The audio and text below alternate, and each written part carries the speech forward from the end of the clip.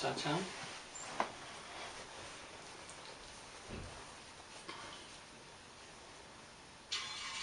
We all intelligent people believe that oneness is the one truth. In fact, physicists have discovered and that it's all a united field. Everything is one. And I'd like you to pay attention to this, because you will see that once you begin to glimpse that everything is one, then everything will begin not only to make sense, but you'll also realize that all the suffering and problems that are easily understood and balanced and seen through. Not only the oneness, but everything is holographic. You know, holographic means that the smallest fragment is part of the whole. You take the ocean wave, it is still the ocean. You take a human being, you still have life. The total life. Okay? So everything is oneness. Now I'm emphasizing this because today's topic is very dear to my heart, because it has to do with loving the wholeness that you are. I had something happen to me a few weeks ago, and I'd like to share it with you, the simplicity of it, the beauty of it, and how when you look at something directly, you begin to understand what seemed to be so confusing before. But all it takes is the ability to look into it, to inquire, to see what is obvious. Now, this person I'm going to talk about, we had a Skype session, and I asked her for permission to, she said, as long as you don't use my name, yes, of course, use our experience. Okay, so this is what happened. A very successful woman, at least she was successful. She's in her 40s, she's very young, bright, intelligent. She was suffering a deep depression. Many things happened. There was a lot of death in the family, a lot of things kept happening. So her career went downhill, she began to lose money. In other words, she went into a deep depression. She's been on this depression for a year. She's seen other counselors, but nothing worked. So one day she said to me, you know, maybe I'll try Burt, because I've seen some of his videos talking about depression, so maybe he can help me. So anyway, so we connected, and she started telling me her story. So I listened for about 10 minutes. Then, after she told me what her story, she said, now, what do you feel about depression? What is depression to you? And she started relating it to the videos that she's seen of mine on the internet. After she told me the whole story of how we identify with thoughts and emotions, blah, blah, blah, we didn't get anywhere. You know, depression is not healed, she's not understanding, but that's fine. You have to let it take its own momentum. So finally I said to her, okay, now you've told me about your experience, you know, your story and what you think depression is, but now forget all that.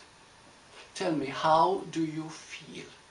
How does depression feel? And she looked at me, and she looked a little, you know, unclear, not knowing what to say. So finally she said, I feel helpless. The moment she said that, I said, that's it. This is what I was striving for the past, you know, half an hour, to get to this point, to really see what is actually happening. You are helpless. I said, can you fix it? She said, no. I said, you've seen therapists. Did they help you? She said, no. I said, of course you can go to a psychiatrist and he'll give you drugs, you know, antidepressants, but it's a band-aid. It will only work for a while. And it could also be dangerous if you get addicted to the drugs. So So really, there's nothing you can do. And I made it very clear that you're helpless and there's nothing you can do. So she said to me, she said, I see the point, but what can I do? See, the ego always has to be doing. I said, look at the dynamics. Now, there's another way to look at this. I said, do you know that there's a greater part of you than just your ego, which you believe is you, your identity, your separate self, your persona? In other words, there's something more because you're a wave of the ocean. You are the ocean itself. I said, is there a link of that? She said, yes. I said, well, if you see this depression as an invitation to look at it, I said, this can help you to really understand it, because once you understand what is truly happening, that is the key. You see, as a person, you have no power to change anything. Nothing at all. You are completely helpless, and this is so beautiful to have realized that you are helpless. So then she was a little perplexed. She wasn't satisfied. So what I did was, I couldn't take it any further because it wouldn't be fair to her. Okay, it would give her too much thinking, because she's a person. She's bright, but she likes to think about it. So therefore I left it at that and said, I'm going to put you through a relaxation, through an alpha relaxation. So I did that. She lied back on her chair. She's from the States. So, you know, but the video was very clear. And she relaxed. So after she relaxed, she felt okay. And I said, now for homework, I want you to focus on that word, helplessness. But I'd like you to do it the way you have seen it on the videos of last satsang 25 and 26. Look at that feeling of helplessness and give it over, and don't reach any conclusions, and then we'll see what happens. And then I'll talk to you next week. Well, anyway, 2 days went by, and she sent me an email. And she said, Burt, she said, I feel alive for the first time in a year. I feel a load has been lifted. I feel energetic. I don't even know what to do with my energy. And I feel so alive. Thank you, thank you, thank you, thank you. You know, and it was a long email, very, very grateful email. So what I'm saying is, and I heard from her again, okay, the same feeling, and she's doing well and just fine. So what is the point I'm trying to make here? Today I want to focus on that we can fall in love with who we truly are, which is our wholeness, which is our totality, which is the oneness itself. And and the way to do that is to invite everything to happen to you. Call in invitation. For example, let's say you suffer anger. What is the invitation to that anger? That anger is an invitation from wholeness. What is the invitation when you're angry? Need for love. Or everything is a need for love. The wholeness is love. Feel out you're angry. There's a need for power because you feel powerless. You feel impotent. See, when you feel impotent, somebody is controlling you, somebody is having their way. You're not getting what you want at the moment. You're angry. You want to be in control, right? That need to be in control is simply asserting your own impotence at the moment. So you need to do it outside the projection in order to gain control, because you don't feel control inside. The invitation is to see that the person that you are, the ego that you are, that you think you are, has no control. But it wants control because the truth of you is power, is control. It is the wholeness itself. This is who you are. But of course, you keep identifying with who you think you are. So today I asked the Holy Spirit, which is the wholeness, I said, give me something that will help us to really love you, to use you all the time. And it came, and so we'll be discussing it in a moment. But first I'd like to talk about more the invitation. Now, do you see how anger is an invitation saying that I feel impotent? And if you accept that impotence because the ego is impotent, yet there is a need for something powerful, and that something powerful is who you really are. Are you getting me so far? Okay, so that's what an invitation is. To see that the you that wants to be in control is powerless. But the moment you trust that what is happening is okay, if you listen to it, if you invite it as a lesson, you begin to use your higher power automatically. That's the invitation. What is the invitation if you are frustrated? You're not getting what you want? That's right. Frustration is not getting what you want. Excellent. But can you really get what you want as a person? When you get it, you don't want it. Yes, most of the time we don't get what we want.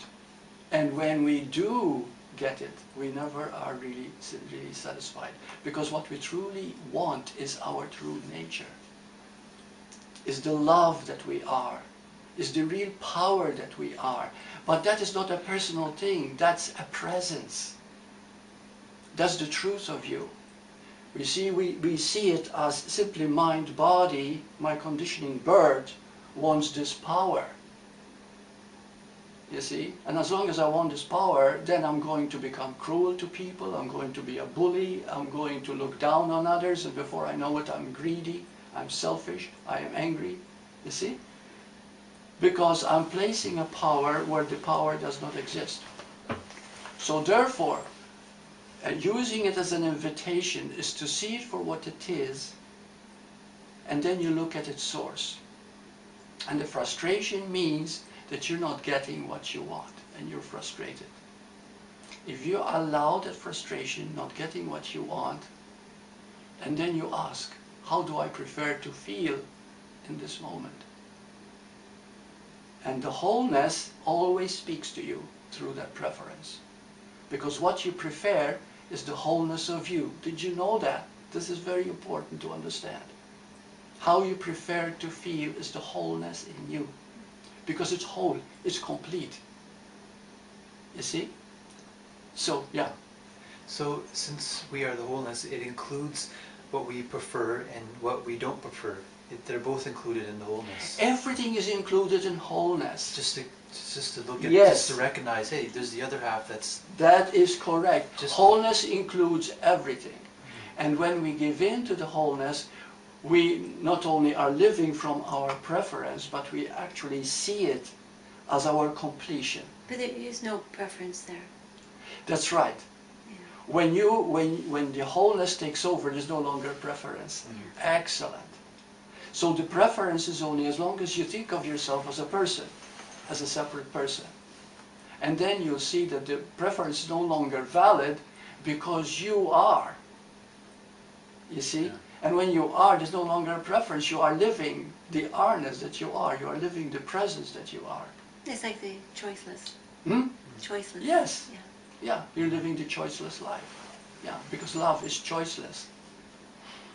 Who's going to choose fear? See, there's another thing about choice too, which we have to understand. See, a lot of people do not understand about choice, and they think that we have choices. Now, the Course in Miracles makes a statement that people always misunderstand. The Course in Miracles says, choose once again. You've heard that, right? In the Course, choose once again. And people actually think that the Course is saying choose. It is not. Choosing in the Course in Miracles term is to have compassion. For example, choose once again. The Course says grievance, to forgive all grievances, you see. But we as people always are grievous. Oh, how could they do that to me? Oh, they didn't say hello to me. They ignored me. You know, but the mind is going on like this. It's full of grievances, right? So therefore, the Course says, if you have grievance, choose once again. Okay? So you fall into grievance again, you know, muttering to yourself, being negative. So therefore, you have a choice. In that sense, that you can choose once again to think of love rather than grievance. Okay? But you keep falling back into grievance, we can't help it, because that's the nature of the ego.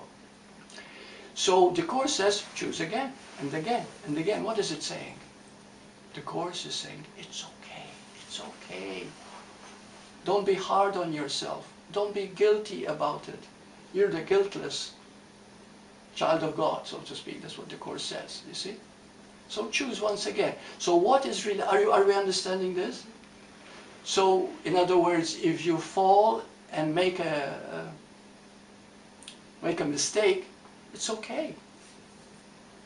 The point is that everything is okay. See, that's the beautiful thing of wholeness, because wholeness is always loving you unconditionally. So therefore, when you turn towards wholeness and you surrender, when I say surrender, you don't actually surrender. The ego doesn't know how to surrender. But when you begin to love it, when you begin to gravitate towards it, that in itself becomes choosing of it without actual choosing. Because you're saying it's okay. Because everything is okay, really. And when you learn that everything is okay, that which is not okay will fall aside. Because if you say okay to someone who doesn't understand, I say, you mean if I kill somebody it's okay? No, but people do think like that. See, the point of your feeling okay, how could you kill anybody? The reason you kill somebody is because you're full of hate. But if you feel okay with yourself, how can you hate? Do you see the point? Okay. So this is the invitation. The invitation is to allow everything, but to look at it. Because when you look at it, it takes away its sting. And you'll find that all it is another seeking and needing of that which you are. Let's talk about doing nothing. Because actually what we're talking about here is really doing nothing. You don't need to do anything. Okay? But you see, the ego can't understand that. The persona, the individual person cannot understand that do nothing. So let's understand what that means. Last week in our satsang 25 and 26 video, we had a technique in which we answer our own questions but reach a solution. Okay? Do you understand that inquiry that we did? Okay. Now, I had somebody write me an email and they said, Burt, you said you tell us all the time when you do nothing and then you tell us things to do. And then I explained to him that what you are to do with that technique is to learn not to do. In other words, don't think about your question and try to figure it out. Learn to give it away. Well, the moment you give it to a higher intelligence, which is still you, the presence, okay, you'll begin to get not only answers, but you get solutions to that question so that it won't repeat. So therefore, as you do it, you are learning to trust more and more, to rely more and more as you get more intuitions. Well, anyway, to back up that point that I answered to him, because he asked me right away after the video was on, I have received, I kid you not, about 100 people who told me they practiced the techniques that we gave last satsang. I was absolutely thrilled, so happy. And all of them were totally positive. Now, the video has been seen by 1,400 people so far. But 100 emails, therefore, is not that many. Okay? But all of these emails told me something very beautiful. Listen to it. They said, Burt, in the beginning, it was a little bit of work. Because when I wrote it down, I didn't know how to put it down, what is my question, or how to give it. A part of me want to keep on thinking about it. He said, but after I've done it 4 or 5 times, it took its own momentum. it started happening on its own. They said, now I don't do it anymore. The moment I have a question or disturbing question, I stop. And there it is. And I said, that's exactly it. You've done something so that you stop doing. So Ramana Maharshi used to say, I give you who am I, which is a mental question, in order to go beyond the mind. You see? So we use the mind to go beyond it, and that's called inquiry. Now, you know how it works, eh? For those of you that are maybe listening to it. The way it works is a question comes to you. The moment a question has come, you ask yourself instead of why, because, oh, why is this happening to me? Why am I getting this over again? Stop and ask, what? Okay, the moment you put what into it, you've taken away the attachment, you've taken away the personal. So what is it that you're really asking? Well, after you've done that, stop it, that's it. You stop. You just give it over. Say, okay, the answer is going to come to me. If, however, you're still feeling bad, you're still in turmoil, then ask yourself, well, how do I prefer to feel at the moment? And probably the word peace will come to you. Then stop, take a deep breath and be at peace. Now the reason you do that is so that you begin to activate the pure awareness that you are, which gives you all the answers anyway, you see? Because pure awareness has two aspects, as we discussed many times. It is self-recognizing, because many people ask, well, but if I'm doing this, who's doing it? You see? The oneness is doing everything. It's called pure awareness. It is self-recognizing. It is actually oneness with oneness. So, you know, everybody is one awareness. So therefore, not what you're aware of, which is a thought or an emotion, but awareness itself. Awareness itself is totality, is spread among 7 billion humans on this earth. There's only one being. That one being, that pure awareness, is self-recognizing. It is also self-organizing. So that means that when you trust it, it will take over. The moment you learn to give yourself to it, it will take over completely, just like it did with this woman. I would imagine that this woman actually woke up, truly woke up, really. Because the second letter that I had from her was just totally different than she sounded in the beginning. And she had such incredible wisdom. See, waking up can take many years, or it can just happen. We don't know. It's grace. I didn't do it, okay? I gave her a session and I asked her to look at what is. But actually it's her readiness, her openness, her listening ability that actually did it. We don't understand that, right? So the more open and the more we listen, the more it happens. Yeah. Plus it seems to me that she's hit a rock bottom in her life, that she's helpless. The main word helpless to me means she hit rock bottom in her life and nowhere else to go but just as, what else can I do? I can't go outwards anymore in terms of to the world. I got to go inside and see what's going on, and I don't know, there's a connection there with hitting rock bottom, and that's it. It's beautiful. Yes. When you hit rock bottom, when you become totally frustrated, when you are totally depressed, and you take that as an invitation because you've got nowhere to go, and accept the fact that, there's nowhere to go. Because you see, when a person is depressed, if they don't have much understanding, oh, maybe that doctor will give me a drug. Maybe if I go there, I'm going to be healed. Maybe this will help me. But when you realize that nothing can help you except your own inner power, and you turn to it, at that vulnerable point, that was beautiful. That's the time when the change will happen. That's the transformation. I'd like to talk about now about the dual points about learning to trust and love the wholeness that you are. And it came to me recently, and it's so beautiful.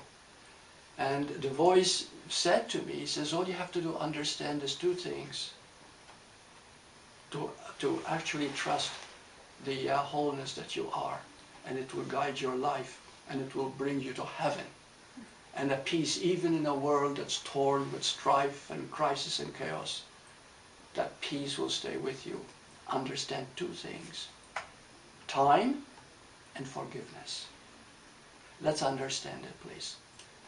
I want your full attention here, because the way it came to me, it brought tears to my eyes. Time. Let's understand time. What is time? Time, I'm not talking about chronological time. That's just the earth rotating around the sun. I'm talking about psychological time. The belief that there is a yesterday and the belief that there is a tomorrow. It's absurd. Yesterday is gone, it's history. Tomorrow cannot be, can never be. Am I clear here? It can never be. There's only this. There's only this moment, right now. Well, they're just words. Was that? They're just words. They're just words. Yesterday and tomorrow, they're just words. Right. That's called psychological time. Now, when you begin to realize, okay, that time is psychological and it has no reality whatever, okay, it absolutely has no reality. You know, when I Skype people, I Skype them from India, China, you know, everywhere in the world, and they have another day. Like if it's a Tuesday, it's probably their Wednesday, right? And yet we're talking in the present moment. You see? What does that mean? It means that time and space is relative, isn't it? Just like Einstein said, it doesn't exist in reality. It only seems to exist. Well, the moment you begin to see that time, the past, is past, but really see it, Like some people get offended, you know, like somebody offended you yesterday. Okay? Let's assume there is a yesterday. And they offended you yesterday. And today, you're still brooding about it. That's called ego. That's called the personal self. And sometimes people can carry it for 3 or 4 days, carry this hurt. You see? So that is part of what happens to us when we do not realize our timeless nature. And then tomorrow, see, yesterday is all our regrets, all our guilt, all our shame. Tomorrow is our anxiety and our fears. You see? But this moment is innocent and pure and fresh and alive and new. And not only it's new, but it never ends, because there is no exit to this moment. There is no exit. It is. Well, the moment you realize that, how do we use forgiveness? And what do you forgive?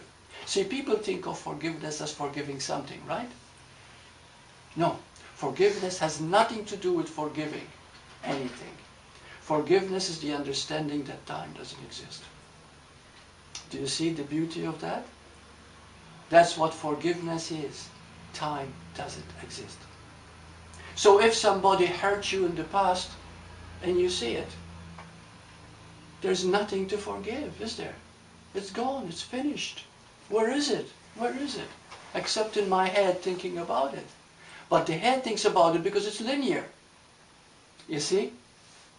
It thinks about, you know, this happened and that will happen and that will happen. It's a sort of a sequence of events. But in truth, there's only this. And the moment you begin to see this and that it is clear, then becomes forgiveness. So you don't need to forgive anyone or anything, because nobody ever did anything. And if somebody was angry at you and humiliated you, that anger was because the anger was in them. And therefore they were not happy at the moment. So they wanted to hurt you, maybe. You see? The point is that everything is okay with you in the moment. Do you know that the moment you see yourself as the moment, that very seeing becomes your forgiveness. That very seeing cleans you out, because in the moment you can never do wrong or be wrong. This is a tall one, and I hope you're digesting it, because I'd love to get some questions from you regarding this. Okay? So, everything is okay, because you are the wholeness. So, do you see now how the two, time and forgiveness, are in relationship? Opposite, but needing each other to complete each other. You see? The brain is linear. The mind is linear. We live in linear time and we can't help it. And I've had many people write me, and they are in the business world. And seemingly that the more intelligent people that I get who write me are very successful people. And some of them are very wealthy, very well off in the world. So, and then they say, but I live in a competitive world. Can I still be in competition? Because I don't want to give it up. This is my love, what I'm doing. Can I still and live in the being? I said, of course. As long as you see the truth inside you. You still plan, you still make schedules, you still do everything but inside you live in the eternal now. Is it possible? Of course it is, because it's the truth. You see? This is not something that you're going to believe. This is not something that you're saying to yourself, oh, from now on, this is how I'm going to live because it's better. No, you're not going to live it because it's better. You're going to live it because it's the truth. You see? So, but yet our suffering comes from we always want to be better. That's right. Rather than... Very good. Yes. The suffering comes, you want to be better. Not realizing that you're okay now. You're okay now as you are. You don't need to improve. You don't need classes. You don't need great workshops to make you enlightened or awakened. You simply need to be. Because wholeness is not achievable. It's not attainable. It's not something that's going to come to you by your seeking. It is something that already is you. All you have to do is simply accept it. Now, that doesn't mean it's going to be easy. It is simple. Truth is very simple, but it's not going to be easy, because the part of you that's conditioned is going to fight it.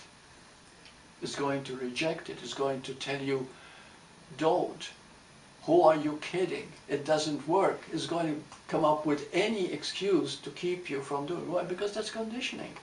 The conditioning that you've had not in this lifetime with your parents and your religions.